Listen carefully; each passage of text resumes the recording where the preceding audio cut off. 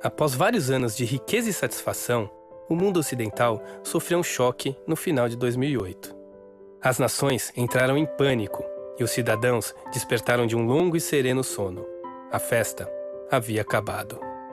Então, os governos utilizaram seus recursos, prometendo corrigir a situação. Entretanto, após gastarem bilhões e terem intervido sem hesitação em todos os setores da economia, os problemas apenas pioraram. A mídia, as universidades, os mais diversos fóruns políticos e, é claro, os cidadãos comuns, todos já citaram diversas causas para a origem da grande recessão. A ganância, a falta de regulação, a mera ocorrência de ciclos recorrentes na economia, todas elas tendo uma mesma origem. A culpa é do capitalismo. O mercado, ao ter dado excessiva liberdade aos cidadãos, nos levou a isso. Que parte desta declaração é verdadeira? O livre mercado seria realmente o responsável pela maior crise econômica da era moderna? No mais, existe realmente um livre mercado na sociedade atual? No vivimos en sociedades de mercado, vivimos en unas sociedades que son híbridos de libertad y de coacción. Todas las sociedades son así. Echarle la culpa de la crisis al mercado es ignorar la realidad. Esta es la realidad. La sociedad y la economía están muy intervenidas, particularmente en los sectores que entran en crisis, como fue la construcción y, por supuesto, el dinero.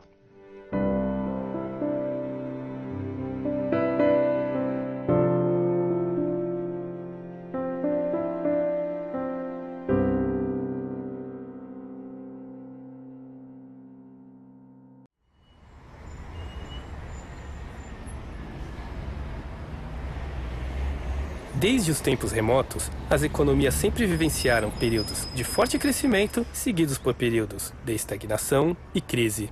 Este fenômeno, conhecido como ciclo econômico, não apenas limitou o desenvolvimento de diferentes sociedades, como também, por causa de sua contínua recorrência, fez com que elas se tornassem acostumadas a ele. Hoje, as pessoas estão mais acostumadas do que nunca com termos como crise econômica ou inflação, e dão por certo sua inevitabilidade. No entanto, os ciclos econômicos são mesmo inevitáveis? Seria o capitalismo realmente o culpado por estes inexplicáveis episódios em que todo mundo parece ter se equivocado tão inacreditavelmente? Estas perguntas não são meramente acadêmicas. As pessoas, especialmente por serem elas que estão sofrendo as consequências de maneira tão dramática, devem e merecem saber a resposta. É importante entender que si hay un sector intervenido en las actuales economías es el sector financiero y bancario, y que por tanto la crisis que actualmente nos asola no es una crisis de la economía de mercado, sino todo lo contrario. Aquí lo que sucede es que vivimos en una época de socialismo monetario absoluta, ¿no? Empezando porque el Banco Central es un monopolio público, porque el dinero o los pasivos que emite el Banco Central no son convertibles en nada, ni siquiera en oro. I think we live in a sort of modern, technologically advanced manifestation of the Soviet Union, actually. I think it's much more like that. It's very central planning controls everything now. All the power has been centralized, in the US at a federal level, in Europe at a federal level. So I think that there really are no free markets anymore, just interventions. Luego tenemos un órgano de planificación central, tenemos toda una maraña de regulación administrativa que establece o regula minuciosamente el comportamiento de los agentes financieros y un dinero público. Si esto es una economía de mercado, pues que baje Dios, venga y nos lo explique. Esto es socialismo puro y duro en pleno siglo XXI. Se o livre mercado não existe, então é evidente que ele não pode ser ocupado por estes recorrentes ciclos de expansão e recessão e, consequentemente, por esta crise econômica. Logo, temos de olhar para uma teoria contrária, ou seja, as crises econômicas são uma consequência da intervenção dos governos na economia. Este peculiar argumento é exatamente o proposto pela Escola Austríaca de Economia. Não obstante as várias tentativas em contrário da maioria dos acadêmicos, ele tem sido repetidamente confirmado pela realidade, ao ponto de se tornar a teoria econômica do momento. Os dois elementos essenciais para se explicar as crises econômicas são o dinheiro e o sistema bancário. Não obstante as bem-sucedidas tentativas de se corromper estes dois conceitos, é importante saber o que eles deveriam ser. Bueno, el dinero se puede definir como todo medio de intercambio que es común y generalmente aceptado. Y su papel en la sociedad es clave, porque es lo que permite hacer frente a la incertidumbre ineradicable respecto de lo que va a acontecer en el ámbito económico el día de mañana, en el futuro. Sin el dinero solo había trueque y eso reduciría muchísimo las cantidades de intercambio.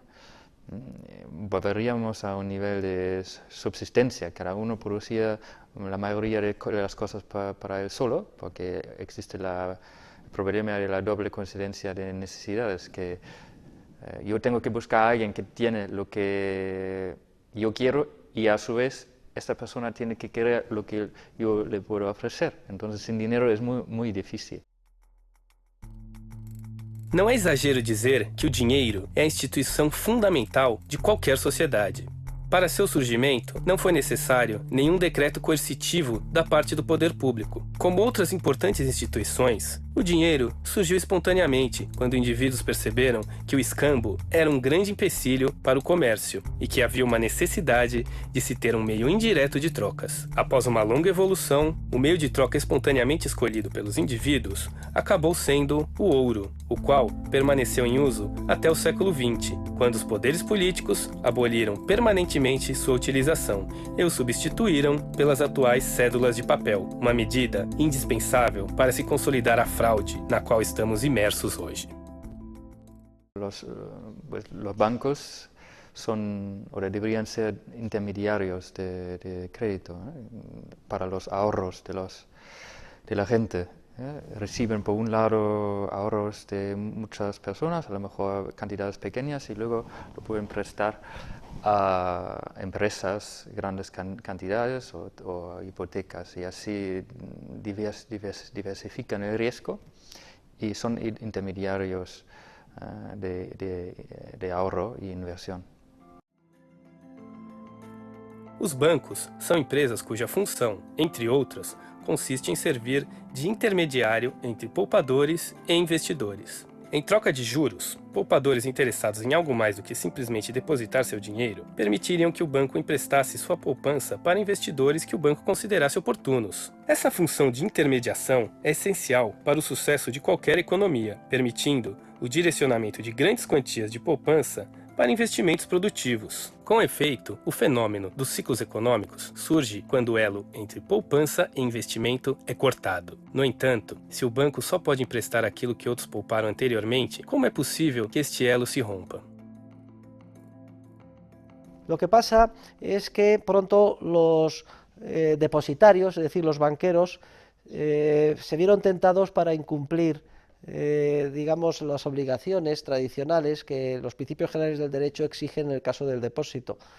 Y viendo que ese dinero estaba ahí ocioso, dijeron, ¿por qué no nos apropiamos de él si no hacemos ningún daño a nadie y lo utilizamos en nuestros negocios particulares? Sobre todo teniendo en cuenta que muy de vez en cuando el propietario original va a venir a demandar que se le devuelva el dinero que depositó. Y entonces surge lo que se conoce con el nombre de la banca con reserva fraccionaria, que es aquella que solo aguarda en su caja una fracción del dinero de verdad que se le ha depositado. At the heart of it all, the big macroeconomic problem that we have is that banks are allowed to lend money into existence, to do it without any real practical limit, and that's created all this discoordination and the crisis and the collapse. So there's an enormous amount of suffering and injustice has been created by these banking institutions. I think it's one of the biggest moral questions of our time. Há séculos, os bancos, em decorrência de interesses políticos, desfrutam o privilégio legal das chamadas reservas fracionárias, podendo emprestar o dinheiro de seus clientes ao mesmo tempo em que têm a obrigação de devolvê-lo quando estes o exigirem. Deste modo, o banco rompe o vínculo entre poupança e investimento, ao se descobrir com o privilégio de poder emprestar o dinheiro de cada um de seus correntistas e assim expandindo o crédito de maneira artificial, ou, o que é o mesmo, criando dinheiro novo.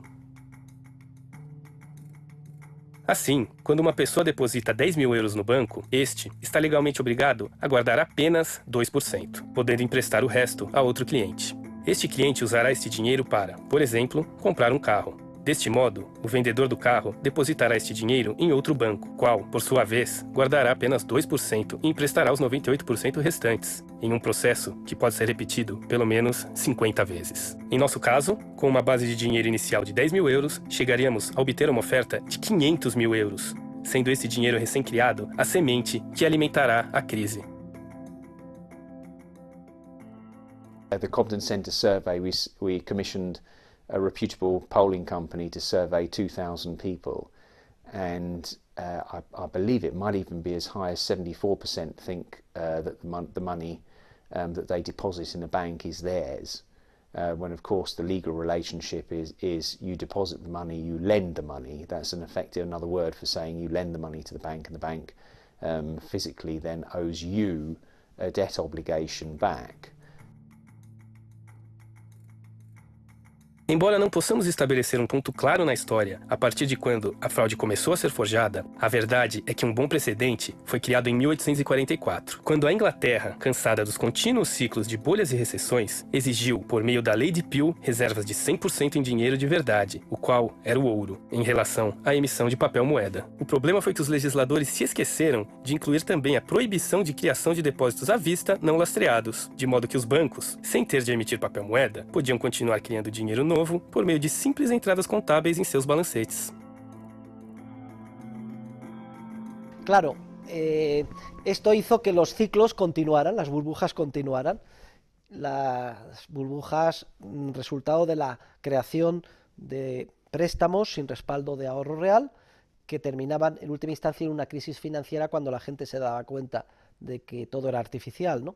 Entonces, se pone de manifiesto que cada un número regular de años los banqueros privados, cuando vienen las crisis financieras, son insolventes porque no tienen el dinero en efectivo, en oro, necesario para devolver todos los depósitos que han creado. Y entonces, ineludiblemente, es necesario crear un prestamista de última instancia que les salve de los apuros cada vez que vienen mal dadas. Entonces no hay más remedio que eliminar el oro como, digamos, patrón monetario y sustituirlo por un sistema monetario puramente papel, es decir, lo que se conoce con el nombre de las leyes de curso legal o forzoso. El Banco Central es una especie de negocio o de relación entre el poder político y una parte del sistema financiero. Originalmente los bancos centrales eran privados. Entablaron una relación con el gobierno de tal manera que el gobierno les decía: te otorgo el monopolio de la emisión de moneda, que es un negocio extraordinario, y a cambio tú me financias. Luego vemos cómo el error de la ley de Peel lleva, por un lado, a la aparición del prestamista de última instancia, el Banco Central, y por otro lado, a la eliminación paulatina del oro y a su sustitución por un sistema puramente fiduciario tipo papel, en este caso, libras de papel. Whereas in 1971, the Bretton Woods system folded completely with the closing of the gold window by the Nixon administration in the US, leading us into a world of global paper currencies, where every currency in the world is confidence-based as opposed to being physically backed.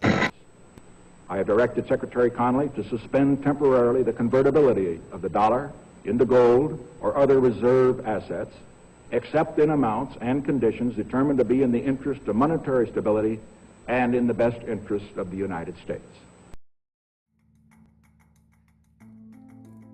Concluindo, o sistema financeiro atual, baseado na criação de bancos centrais, na substituição de dinheiro genuíno por cédulas de papel e no privilégio legal concedido aos bancos para que possam manipular arbitrariamente a poupança de seus clientes, é a razão para que o poder político continue, à custa de sua própria sobrevivência, gerando tanto crises econômicas quanto suas dramáticas consequências. Los gobiernos quieren gastar. Y impuestos no son muy populares, porque la gente ve claramente que el gasto del gobierno tiene un coste, que son los impuestos que le quitan el dinero. Entonces, otra forma de financiar los gastos es por la producción de nuevo dinero. Entonces, el gobierno gasta más que recibe en impuestos por la diferencia imprime bonos estatales, luego el sistema financiero, los bancos compran una gran parte de estos bonos y luego el Banco Central compra estos bonos. En los Estados Unidos los compra directamente o en la Unión Europea, en la zona euro, lo acepta estos bonos como colateral para nuevos préstamos a los bancos. Entonces los bancos reciben nuevo dinero que pueden expandir el crédito y los precios suben. Entonces la gente paga también para los gastos públicos, pero paga por la inflación y no lo relaciona esto.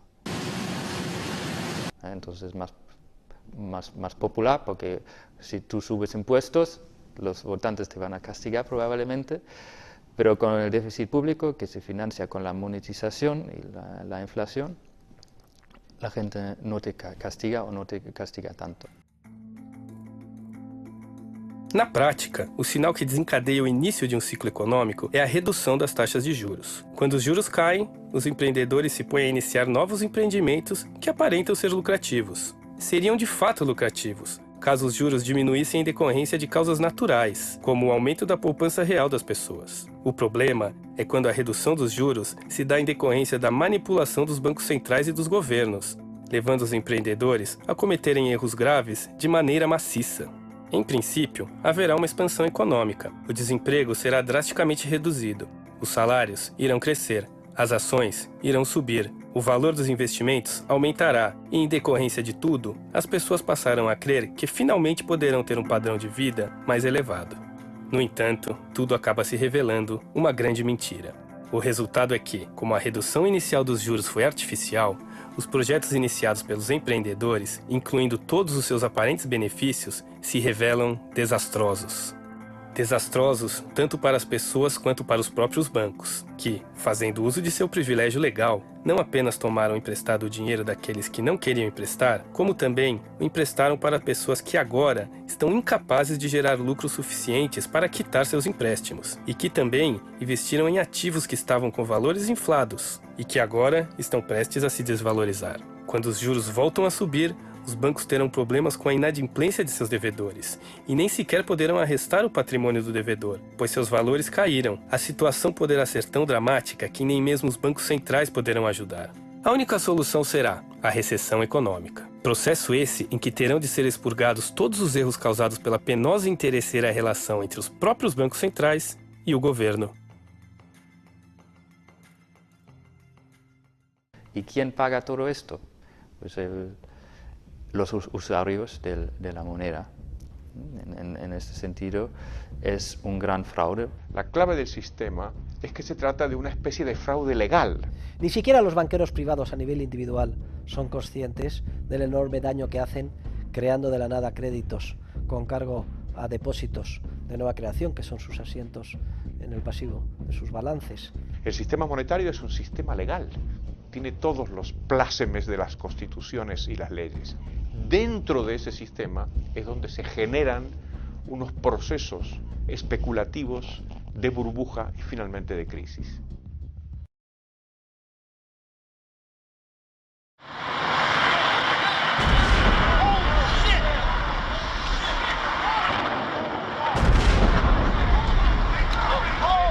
Es muy difícil ponerle una fecha a la crisis, pero si estamos de acuerdo de que la crisis tiene que haber venido del periodo de expansión anterior, probablemente podemos encontrar la raíz de la crisis en torno a la caída de las Torres Gemelas, digamos, para buscarle una fecha. Para encontrarmos as origens da Grande Recessão, temos de regressar ao final dos anos 90, quando ainda nós estávamos imersos na bolha das empresas.com. A Bolsa dos Estados Unidos começou ao seu nível mais alto da história, e as empresas de tecnologia prometiam lucros sem precedentes, mas tudo isso era uma ilusão. Alan Greenspan, então presidente do Federal Reserve, decidiu desinflar aquela bolha antes que suas consequências se tornassem irreversíveis, e o fez da mesma maneira que havia inflado, manipulando as taxas de juros. No entanto, seus planos foram subitamente alterados pelos ataques terroristas do 11 de setembro. As medidas de Greenspan não ajudaram nem a superar o trauma e nem a facilitar o volumoso financiamento de que o governo americano necessitava para suas novas aventuras militares. To exist, you need an ideology. The question is whether it is accurate or not. And what I'm saying to you is, yes, I found a flaw. I don't know how significant or permanent it is, but I've been very distressed by that fact. Em decorrência ou não deste profundo erro intelectual, as taxas de juros voltaram a ser manipuladas tanto pelo Federal Reserve quanto pelo Banco Central Europeu, inundando o mercado com dinheiro novo. Si los bancos este dinero de nueva creación en forma de depósitos, que crean de la nada entregando una chequera, lo gastaran en bienes y servicios de consumo, hombre, esto distorsionaría, pero sería relativamente inocuo, solo afectaría o impactaría en el precio de esos bienes y servicios de consumo. El problema gravísimo es que el dinero de nueva creación lo prestan, lo que leemos tantas veces en la prensa, de que hace falta que se abra el grifo del crédito. Yo cada vez que oigo eso me pongo nerviosísimo. Lo prestan como si el ahorro de la sociedad real hubiera aumentado, cuando de hecho tal cosa no tiene por qué haber sucedido. Entonces, si lo prestan, lo que están haciendo es poniendo a disposición de los empresarios capacidad de pago y enviándoles el mensaje o la señal de que deben de emprender procesos de inversión que deben de madurar en un futuro más lejano. Por ejemplo, el millón de viviendas que se han construido en nuestro país en la época de la burbuja, etcétera. Lo que hace bajar los tipos de interés y mantenerlos bajos durante mucho tiempo es atraer capital a las partes de la economía que tienen peor rendimiento, porque el retorno exigido se hace mayor simplemente por la parte de los intereses. Entonces, el sector inmobiliario es muy atractivo. Ya habíamos previamente explotado casi todas las burbujas en todos los sectores. En los años 80 tuvimos la burbuja en los bonos basura, en los junk bonds. En la década de los 90 la burbuja de las .com, con una mini burbuja inmobiliaria a principios de los 90 y posteriormente pues una burbuja en el sector inmobiliario. Creo que era The Onion que decía que la economía estadounidense busca una nueva burbuja para salir de la recesión de la burbuja anterior, ¿no? Pues algo así. À medida que avançava a manipulação dos governos e de seus bancos centrais, o segredo da prosperidade parecia ter sido novamente descoberto. A ilusão das pessoas era crescente, assim como os salários, os lucros das empresas e as ações das bolsas. O setor imobiliário parecia crescer indefinidamente, e os bancos viram nele uma grande oportunidade de negócio. Uma oportunidade que parecia ainda maior por causa do privilégio legal de poder utilizar livremente o dinheiro de seus correntistas, o que os levou a conceder empréstimos, inclusive para pessoas que, claramente, eram incapazes de pagar suas dívidas. Las hipotecas llamadas subprime son nada más que un ejemplo de lo que sucede cuando el crédito se expande de manera desordenada, muy por encima de lo que son los ahorros de la gente. Esto es simplemente cuando hay crédito fácil. Cuando hay crédito fácil se rebajan los requisitos para conceder créditos. Y al final lo que pasó es que simplemente se daban créditos a cualquiera. No era necesario que uno demostrara tener ningún aval. Além das maneiras já explicadas, os bancos começaram a se financiar vendendo empréstimos, chamados securitizações, que eles próprios haviam concedido. Basicamente, quando um banco concedia, por exemplo, 100 hipotecas nos Estados Unidos, ele podia empacotar essas hipotecas e vendê-las para qualquer investidor que estivesse interessado em sua possível lucratividade, fosse ele um fundo de pensão suíço ou um banco japonês. Desta forma, o banco americano recuperava imediatamente o investimento realizado e podia, em seguida, conceder novos empréstimos, os quais, por sua vez, seriam revendidos mais tarde, reiniciando todo o processo. Como consequência, quando a crise posteriormente estourou nos Estados Unidos, seus efeitos seriam sentidos em todo o mundo. Os nomes dos bancos, que graças à intervenção estatal fizeram desta atividade seu principal negócio, viriam aparecer diariamente nas páginas dos principais jornais do mundo, alguns anos depois. Pensaban que la burbuja iba a continuar, entonces casi daba igual si la gente no puede pagar su hipoteca, aunque el riesgo estaba muy alto, que no iban a pagar, porque al final el banco entonces recibe la casa, como la casa sigue creciendo en valor, pues se quedan con la casa y luego la vendan con un beneficio, ¿no? Es decir, pensaban que la burbuja iba a continuar.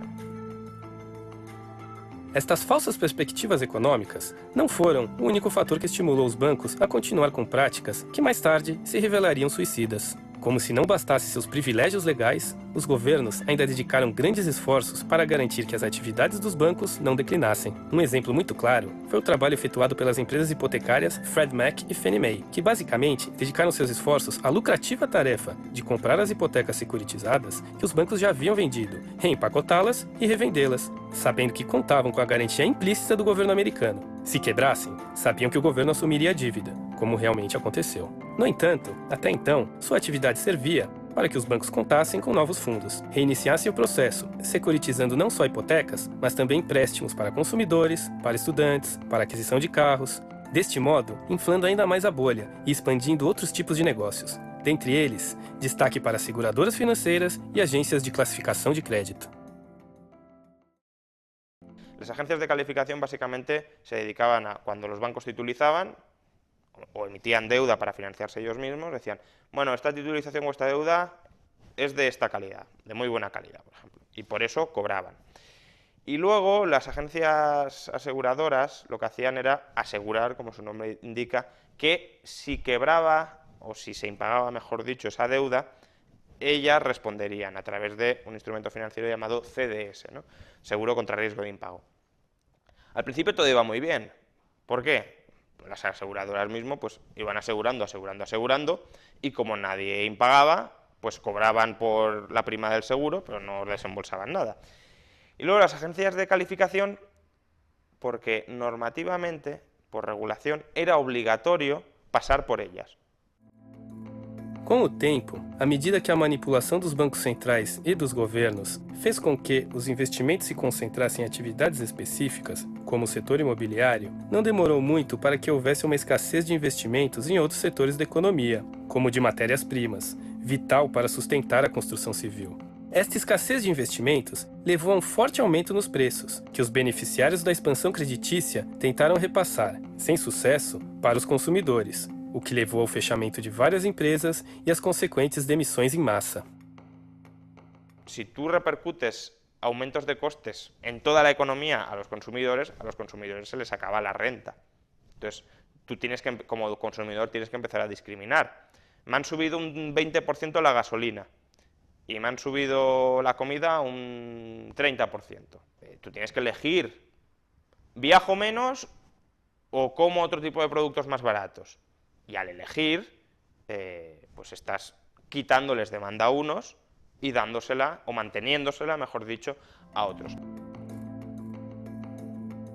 Diante desta situação, Greenspan cautelosamente começou a elevar as taxas de juros que ele mesmo havia previamente reduzido, com as consequências que já conhecemos. Mas os estragos já estavam feitos. Os setores mais inflados pelo boom artificial dos anos anteriores começaram a se contrair, sendo incapazes de lidar com a subida de preços das matérias-primas. As empresas começaram a quebrar, especialmente durante o ano de 2007, deixando várias pessoas desempregadas e com enormes dívidas a serem pagas. Os calotes do subprime dispararam, o que rapidamente quebrou os investidores de todo o mundo que haviam adquirido essas hipotecas. A enorme manipulação feita pelos governos e seus bancos centrais era agora evidente. E com ela, o enorme volume de investimentos errôneos que haviam provocado.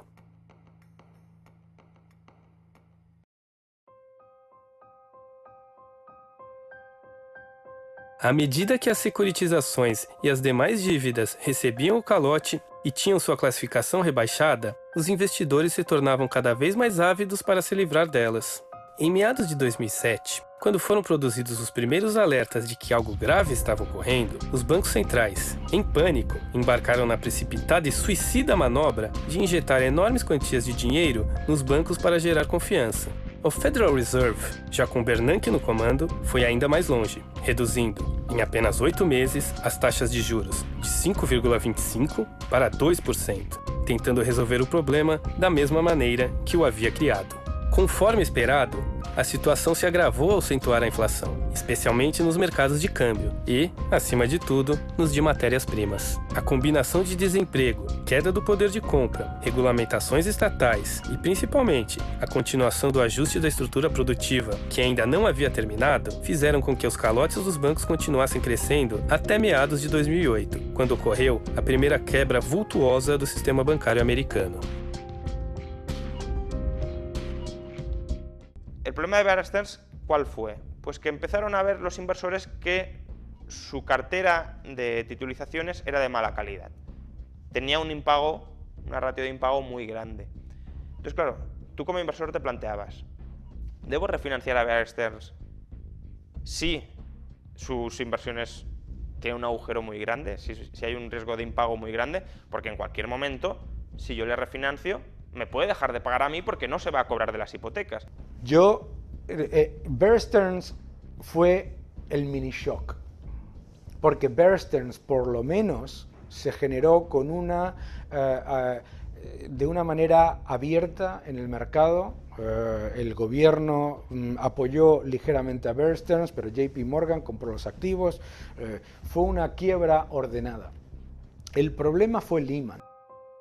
Imediatamente surgiram rumores acerca da solvência de Freddie Mac e Fannie Mae, pois o governo americano anunciara que, caso necessário, iria socorrê-las. Apesar da aparente calmaria que estas declarações geraram, já estava evidente a quebra de ambas, com o governo americano optando por injetar 200 bilhões de dólares nelas. Tudo foi em vão. Apenas uma semana depois, além do anúncio de que a Merrill Lynch havia sido vendida por uma pechincha, houve a maior quebra da história.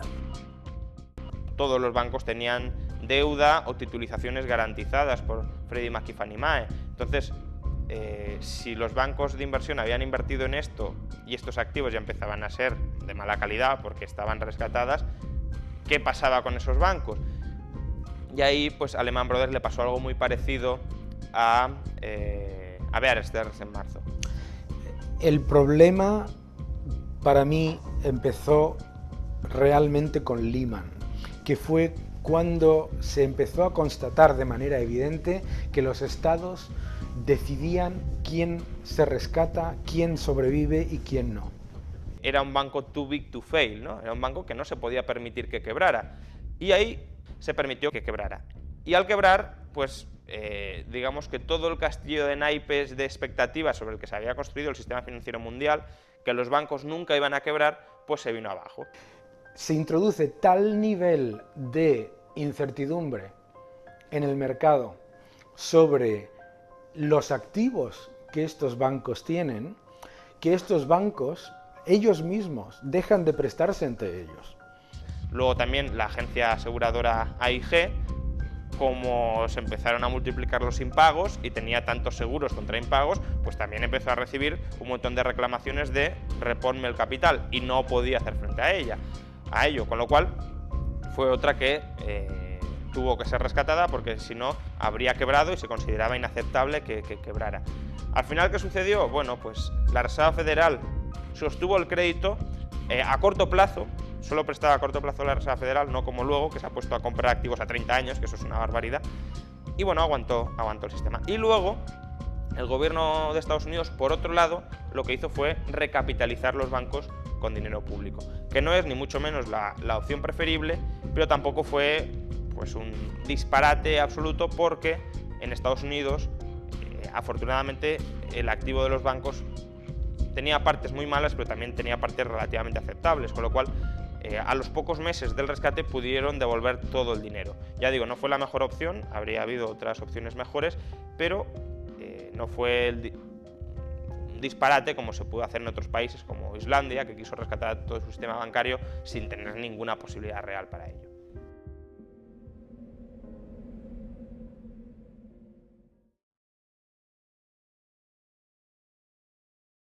Uno de los aspectos más interesantes de la crisis es cómo las diferencias políticas, que al parecer eran abismales antes de la crisis, después de la crisis desaparecen. Y todos los gobiernos del mundo han salido a expandir la oferta monetaria con rescates bancarios, a subir los impuestos, a subir el gasto público, todos.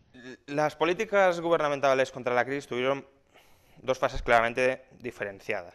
La primera, que se correspondería con el cuarto trimestre de 2008, fue el rescate o estabilización del sector financiero. Probablemente dentro de la retórica de la crisis, de las expresiones más desafortunadas, es la expresión rescate.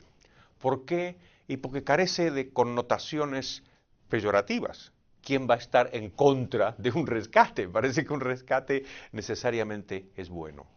Y ahí esto es un grave error, puesto que hay bancos, entidades que no deberían haber sido rescatadas. La manera correcta de haber hecho esto, y que no habría costado ni un solo euro y además, o dólares, y además se habrían asignado exactamente las pérdidas a los responsables de ello.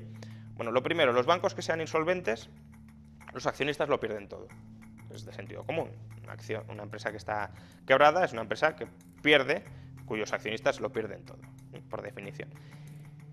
Luego, como tenemos un exceso de deuda sobre el activo, de pasivo sobre activo, que así se define la quiebra, sería cuestión de convertir una parte de esos pasivos en fondos propios. Esta operación se conoce como capitalización de deuda y también es bastante recurrente en el sector privado empresarial distinto del financiero. De manera que, por ejemplo, los acreedores de deuda subordinada, que es una deuda basura básicamente, se convierten en accionistas. No cobran el dinero, porque obviamente el banco está quebrado, no cobran nada, o no cobran en dinero, sino que cobran en acciones.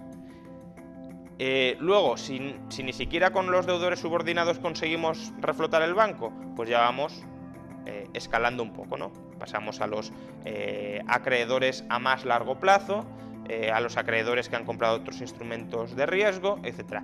Lo último que habría que tocar serían los depósitos a la vista, porque claramente quien ha metido dinero en un depósito a la vista en un banco no es porque esté esperando hacer una inversión especulativa a largo plazo.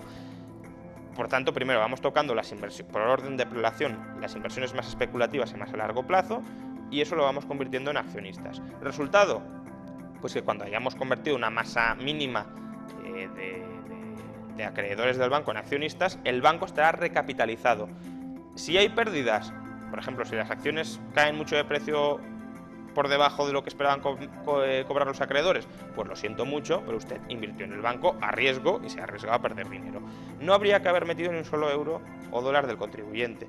Y tampoco es que sea una conversión tan exagerada de deuda. Para que nos hagamos una idea, la mayoría de bancos estadounidenses, convirtiendo menos del 5% de todos sus pasivos, estaban recapitalizados automáticamente.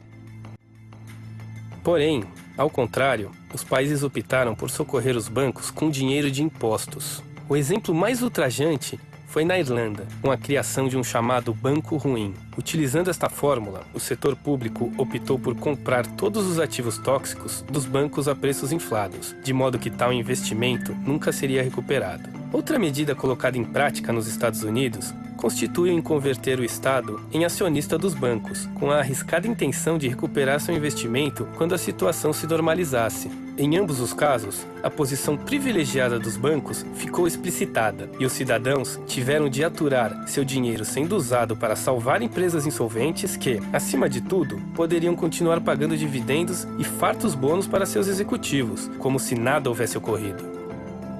Una vez se consiguió la estabilización del sistema financiero, se pensó que lo único que hacía falta para ya volver a recuperarnos era que a la economía real, que había quedado un poco pachucha, pues darle alguna alegría, estimularla un poco. En esto consiste el Plan Español de Estímulo de la Economía y el Empleo, que desde hoy vamos a llamar Plan E. ¿Qué sucedió? Pues que claro, ¿quién compró esa deuda pública durante años? El sistema bancario.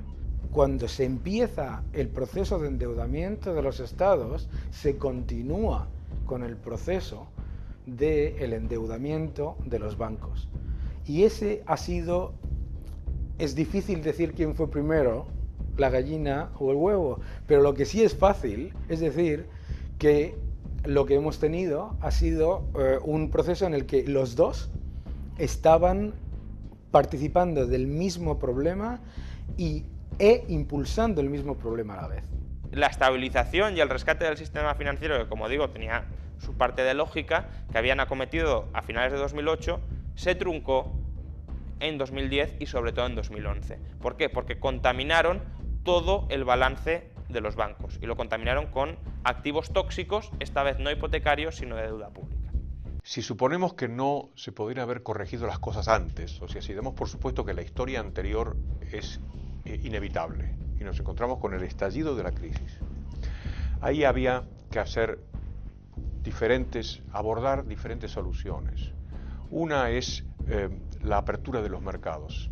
Es importante que cuando la economía cae, cuando se restringe la actividad económica, la economía sea muy flexible para que los agentes puedan cambiar rápidamente de actividad. Cuando perciben que un sector está muy inflado, como por ejemplo sucedió con la construcción o con la banca, puedan rápidamente cambiarse de sitio. Para eso hay que cambiar la legislación laboral, hay que abrir los mercados de todo tipo. Eso es un campo. El otro campo es el campo de la hacienda. Y ahí lo que habría que haber hecho es bajar el gasto público, bajar los impuestos y bajar la deuda pública. Los gobiernos hicieron estas tres cosas al revés. Subieron los impuestos, subieron el gasto y subieron la deuda pública. Y el tercer campo es el campo bancario, claro. Intentar reformar el sistema ajustándolo de tal manera que esa capacidad natural dentro de este sistema que tiene para crear burbujas se vea un poquito mitigada en el futuro.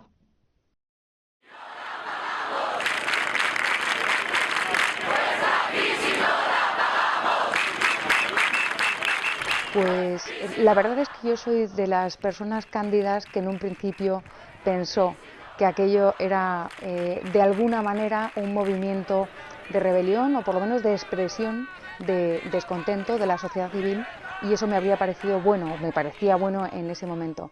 Está muy bien salir a la calle y decir nos estáis tomando el pelo, pero hay que ser consecuente y no dejarse embaucar por las fuerzas políticas que te van a seguir prometiendo el oro e o moro, não?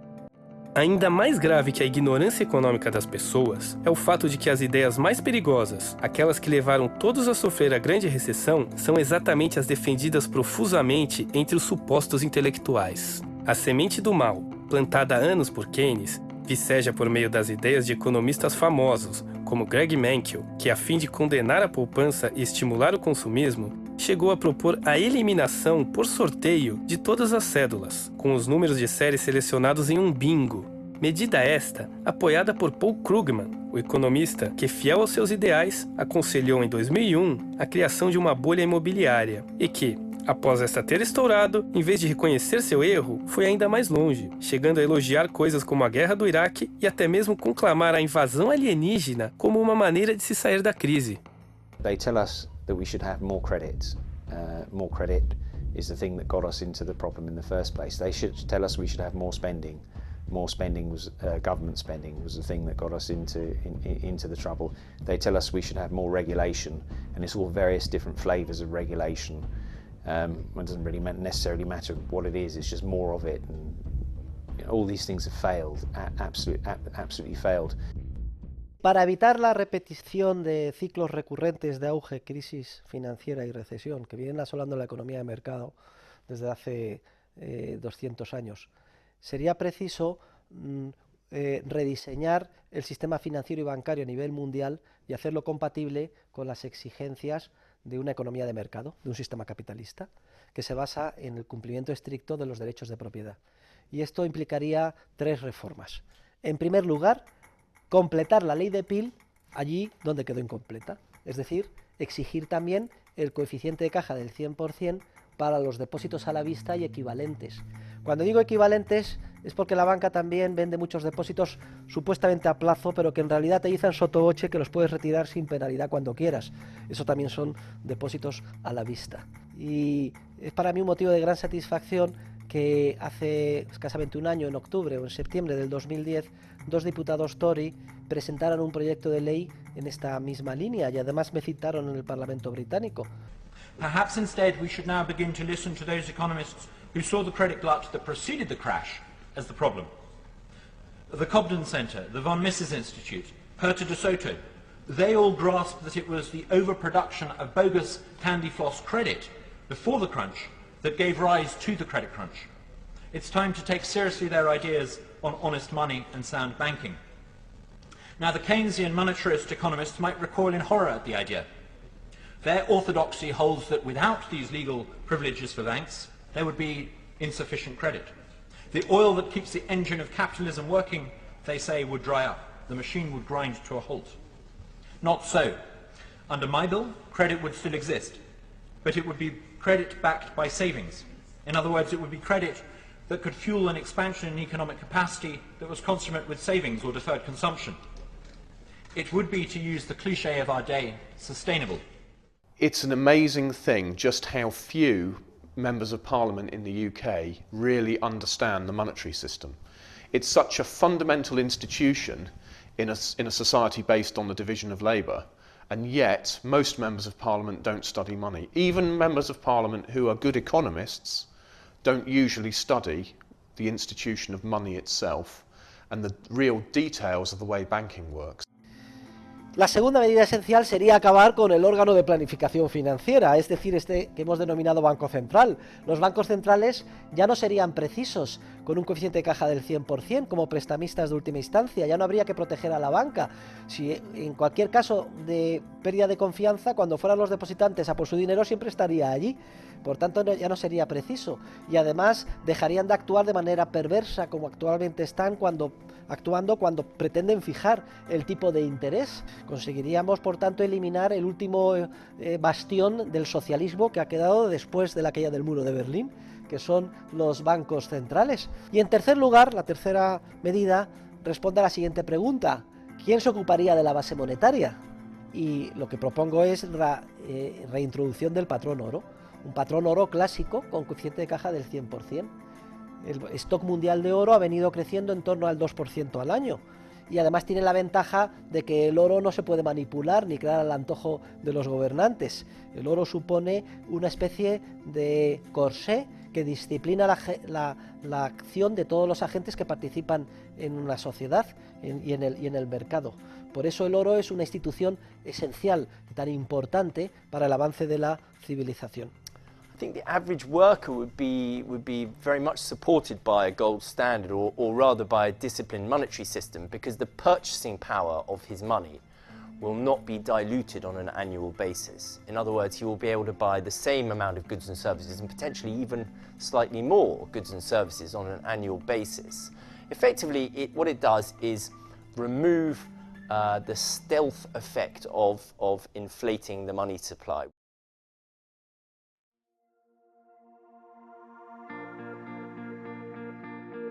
Não muitas gerações atrás, homens e mulheres arriscaram suas vidas para recuperar a liberdade que lhes havia sido confiscada. Muitos morreram na tentativa. A história da humanidade pode ser resumida em uma contínua luta dos homens contra a opressão. Hoje, o risco é menor, infinitamente menor, mas o que está em jogo é exatamente o mesmo.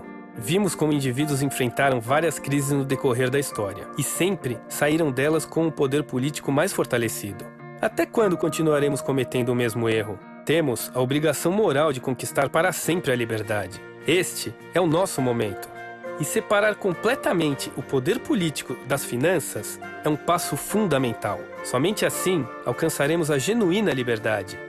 E com ela, a paz e a prosperidade. Só depende de nós.